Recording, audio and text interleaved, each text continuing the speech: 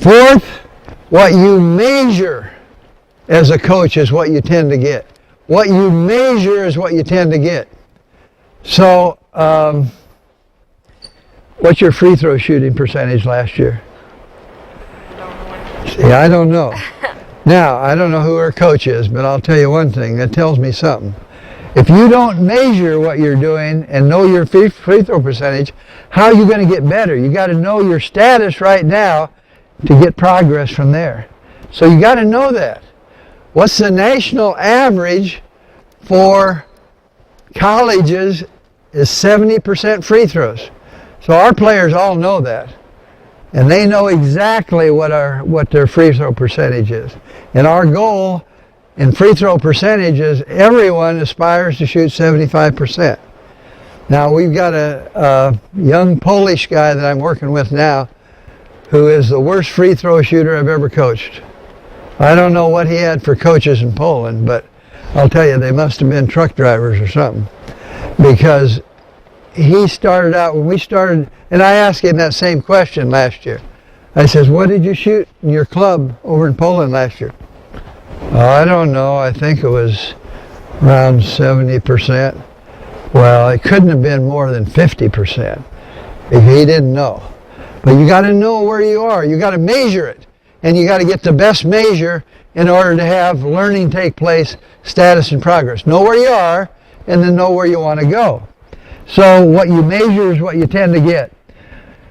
And finally, as a coach and player, what you demand of your players and what you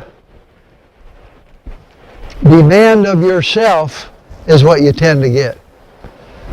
We had a walk-on player for us at Gonzaga University this year. Mike Hart is his name. He had a great name. H-A-R-T. What a perfect name. Because he is the greatest player with a heart that I've ever seen. He gave his heart to our team. He was selected by Sports Illustrated as the National Glue Guy Player of the Year. Glue Guy is the best team guy in the country. A walk-on player.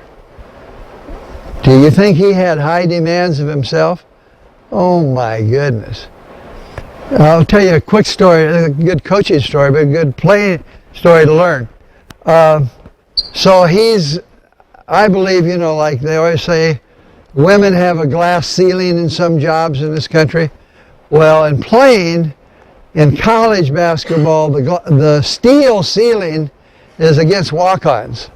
Against walk-ons, because I recruit every player, scholarship player, is recruited as a scholarship player. And so I'm invested in that guy. Chris is my scholarship player. Do you think I'm going to be in favor of a walk-on beating him out? No. You know, I don't want those walk-ons to really be successful down deep. So if you're a walk-on, you got a hard time. You got a hard time beating him out. Well, he was a walk-on for us for 4 years before he broke into the regular rotation. And he still gets punched out. No, you're not good enough. This other guy's getting better. I better give him the chance. Well, so he gets into the permanent starting lineup as a walk-on. Earns a scholarship his last year eventually. So everybody knows about it now. The coaches all know about it. The fans know about it. Everybody knows that he has gone from the worst to the first. He's on the first team. So we have our next practice, and you know, like most coaches, you play your top 7 or 8, get most of the repetitions. And then the rest of the players are on what we call a scout team. They have lesser status, but a very important role. So he comes in, he plays one practice on the scout, on this first group. And he comes in the next day and he says, Coach, I can't do it. I said, Mike, what can't you do? I can't do it. Well, Mike, what is it you can't do? I can't play up there alone. I just need a few reps to get all that I need up there, but I got to stay on the scout team because we'll be a better team. by me being on the scout team. So the rest of this year, he was on the scout team and started for us with just a few reps.